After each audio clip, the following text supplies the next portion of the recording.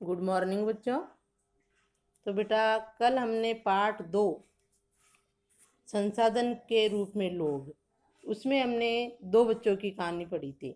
शकल, एक शकल था और एक विलास था। आपने देखा होगा कि दोनों में क्या अंतर था। शकल के माता पिता भी वैसे कृषि करते थे, खेती करते थे, लेकिन उन्होंने अपने पुत्र को अपने कार्य, खेती के कार्य में न लगाकर उस पर निवेश किया, उसको सॉफ्टवेयर इंजीनियर बनाया। तो वो जो है उनसे ज़्यादा उत्पादक बना।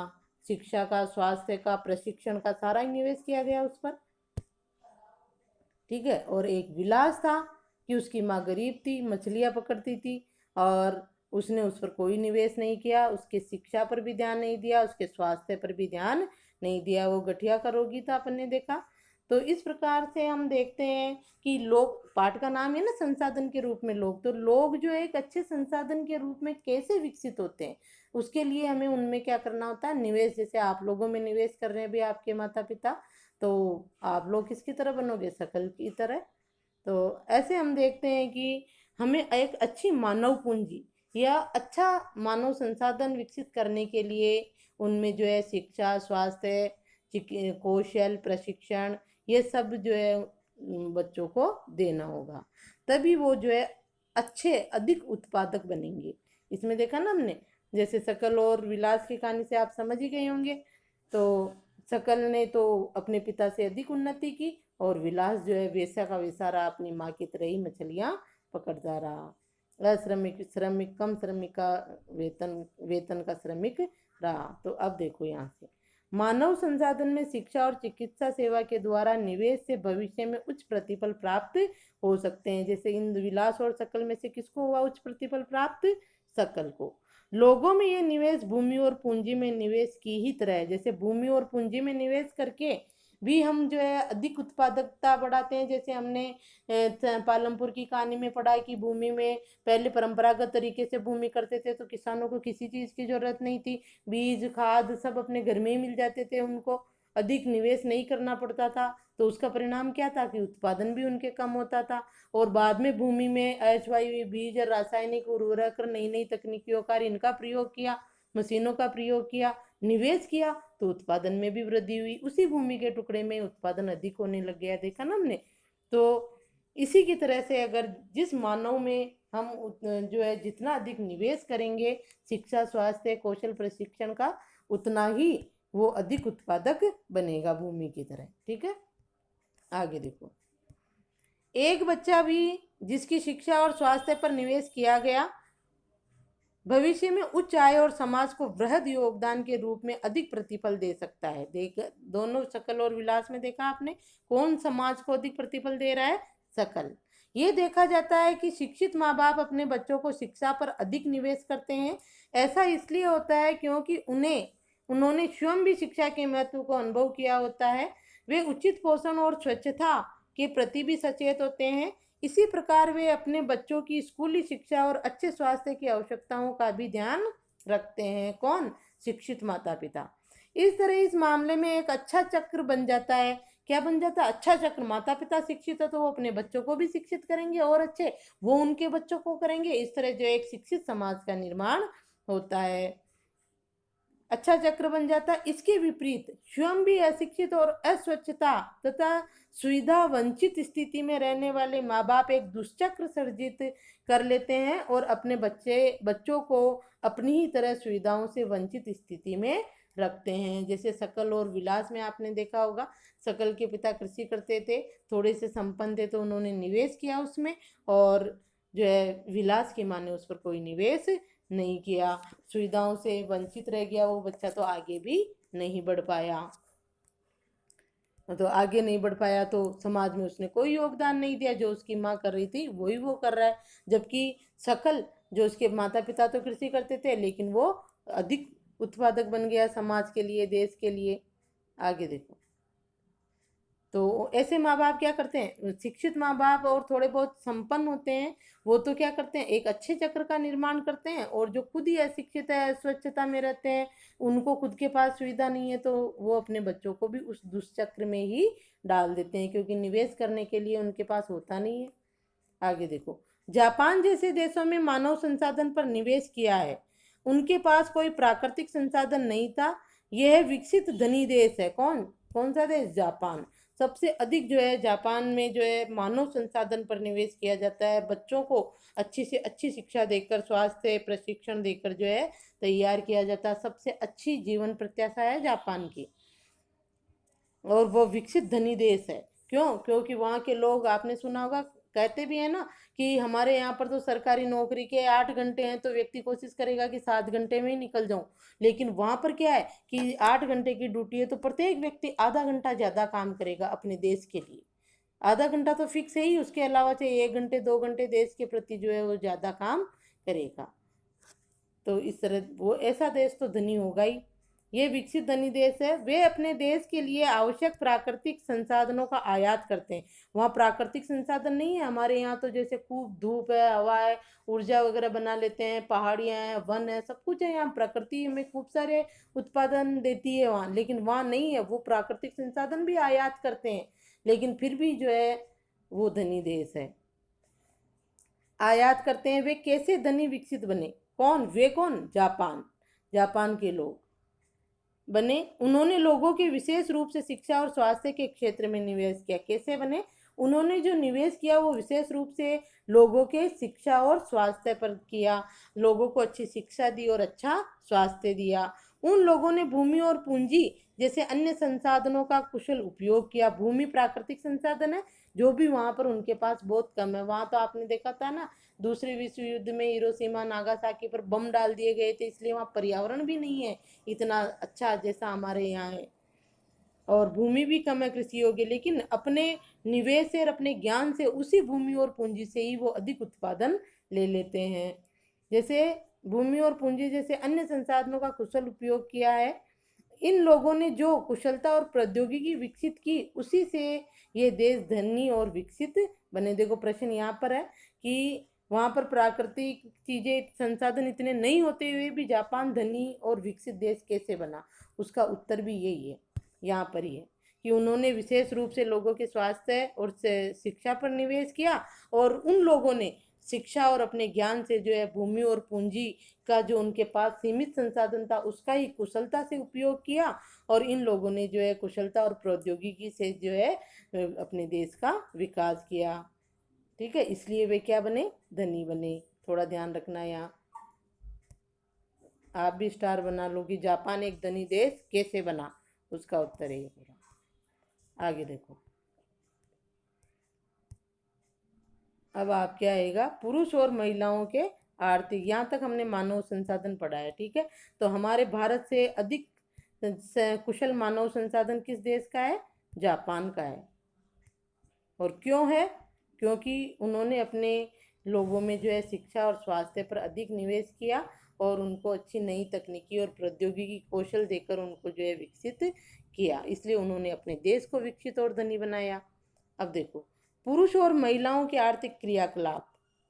विलास और शकल की तरह लोग विभिन्न प्रकार के क्रियाकलापों में संलग्न हैं। हमने देखा कि विलास मछलियां बेचता था और शकल को एक फर्म में नौकरी मिल गई थी। विभिन्न क्रियाकलापों को 3 प्रमुख क्षेत्रकों, प्राथमिक, द्वितीयक और तृतीयक, ये आपको पता ही है, ये व्यवसाय के क्षेत्र है तीनों, प्राथमिक, द्वितीयक और तृतीयक। पहले पार्ट में भी पढ़ा था अपन ने। जैसे पालमपुर पढ़ा, तो पालमपुर की मुख्य क्रिया क्या थी? कृषि थी, तो वो किस में आता है? प्राथमिक क्षेत्र में। दूसरा, वहाँ पर कुछ लघु विनिर्माण उद्योग भी थे, तो वो किस में आता है? द्वितीय क्षेत्र में। तीसरा, हमने देखा कि वहाँ छोटा मोटा व्यापार भी था, परिवहन भी था, तो ये चीज़ किस में आती है? तृतीय क्षेत्र में। और इन तीनों ही क्षेत्रों से जो है व्यक्ति क्या करता है? कमाता है, धन कमाता है। आर्थिक क्षेत्र है ये। ठीक है, 3 क्षेत्र होते हैं अर्थव्यवस्था के, 3 क्षेत्र, प्राथमिक, द्वितीयक और तृतीय क्षेत्र में वर्गीकृत विभिन्न क्रियाकलापों को। अर्थव्यवस्था के विभिन्न क्रियाकलापों के 3 क्षेत्र है, ये भी ध्यान रखोगे, स्टार बना लो। अर्थव्यवस्था में विभिन्न क्रियाकलापों के 3 क्षेत्र है। तो देखो, विलास प्राथमिक क्षेत्र में था, मछलियां पकड़ता था वो, और ये फर्म में नौकरी करता था। शकल तो ये तृतीय क्षेत्र में था। देखो आगे, यहाँ लगा लिया, अंडरलाइन कर लिया आपने। विभिन्न क्रियाकलापों को, अर्थव्यवस्था के विभिन्न क्रियाकलापों को 3 क्षेत्रों में बांटा, प्राथमिक, द्वितीयक और तृतीयक में वर्गीकृत किया गया। प्राथमिक क्षेत्र के अंडरलाइन करते जाओ, इंपॉर्टेंट है ये सारी चीज यहाँ। प्राथमिक क्षेत्र में क्या क्या चीजें आती है? प्राथमिक क्षेत्र के अंतर्गत कृषि, वानिकी, पशुपालन, मत्स्य पालन, मुर्गी पालन और खनन और उत्खनन शामिल है। ये प्राथमिक क्षेत्र की क्रियाएं हैं।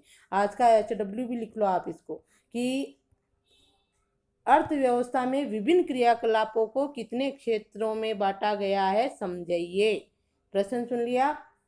आज का HW होगा कि अर्थव्यवस्था में, इस विभिन्न के आगे अर्थव्यवस्था में जोड़ लो, अर्थव्यवस्था में विभिन्न क्रियाकलापों को कितने क्षेत्रों में बांटा गया है, समझाइए। तो उत्तर होगा अर्थव्यवस्था में विभिन्न क्रियाकलापों को 3 प्रमुख क्षेत्रकों में बांटा गया है, प्राथमिक, द्वितीयक एवं तृतीयक क्षेत्र। अब प्राथमिक क्षेत्र वापस हेडिंग डालकर उसके क्रियाकलाप।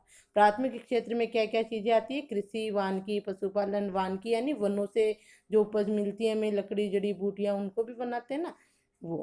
मत्स्य पालन, जो मत्स्य पालन कौन कर रहा था? विलास। मुर्गी पालन और खनन, उत्खनन, ये जो है प्राथमिक क्षेत्र में आते हैं। द्वितीय क्षेत्र में देखो विनिर्माण शामिल है। विनिर्माण यानी उद्योग, कारखाने, कल कारखाने, और ये विनिर्माण में आते हैं। यानी जहाँ कच्चा माल आता है, प्राथमिक क्षेत्र से जो माल आता है ना, उसको जहाँ तैयार किया जाता है, उपयोग योग्य बनाया जाता है, उसको विनिर्माण उद्योग कहते हैं। ठीक है, तो ये द्वितीय क्षेत्र में आता है विनिर्माण उद्योग। कृषि से भी जो अनाज, जो भी चीज़ प्राप्त होती है कृषि से, उनको उद्योगों में, जैसे गन्ने से चीनी बनाई जाती है, उद्योग में बनी तो विनिर्माण हुआ ना, वो गन्ने से चीनी बनी, तो उसको द्वितीय क्षेत्र में कहेंगे। फिर वो चीनी बाजार में आके बिकेगी, वो तृतीय क्षेत्र हो जाता है। तृतीय क्षेत्र में व्यापार, परिवहन, संचार, बैंकिंग, बीमा, स्वास्थ्य और पर्यटन सेवाएं शामिल है। ये तीनों क्षेत्रों की सेवाएं आ गई है जो आपको लिखनी है। ठीक है, HW करना आपको ये पूरा। तीनों क्षेत्रों का प्रश्न मैंने बोल दिया, यहाँ तक शामिल किए जाते हैं, यहाँ तक। इस क्षेत्र में क्रियाकलापों के फलस्वरूप वस्तुओं और सेवाओं का उत्पादन होता है। इस क्षेत्र में जो तृतीय क्षेत्र है, इसमें जो है के फलस्वरूप वस्तुओं और सेवाओं का क्या होता है? उत्पादन होता है। ये क्रियाकलाप राष्ट्रीय आय में मूल्यवर्धन करते हैं। ये क्रियाकलाप राष्ट्रीय आय में क्या करते हैं? मूल्यवर्धन करते हैं। ये क्रियाएं आर्थिक क्रियाएं कहलाती है। ठीक है, ये क्रियाएं क्या कहलाती? आर्थिक क्रियाएं। अर्थव्यवस्था के विभिन्न क्षेत्र भी पूछे तो भी यही है, और जो है लोगों की आर्थिक क्रियाएं भी यही है। प्राथमिक, द्वितीयक और तृतीयक जो है आर्थिक क्रियाएं हैं। आर्थिक क्रियाओं के 2 भाग होते हैं। आर्थिक क्रिया जानते हैं ना, लोगों की आर्थिक क्रिया क्या की? वे क्रियाएं जो व्यक्ति धन प्राप्त करने के लिए करता है, उसे आर्थिक क्रिया कहते हैं। ठीक है, आर्थिक क्रियाओं के 2 भाग है, बाजार क्रियाएं और गैर बाजार क्रियाएं। आर्थिक क्रिया के भी 2 भाग है। बाजार क्रियाओं में वेतन या लाभ के उद्देश्य से की गई क्रियाओं के लिए पारिश्रमिक का भुगतान किया जाता है। इनमें सरकारी सेवा सहित वस्तुओं और सेवाओं का उत्पादन शामिल है। और गैर बाजार क्रियाओं से अभिप्राय स्व उपभोग के लिए उत्पादन है। इनमें प्राथमिक उत्पादों का उपभोग और प्रसंस्करण तथा अचल संपत्तियों का स्वलेखा उत्पादन आता है।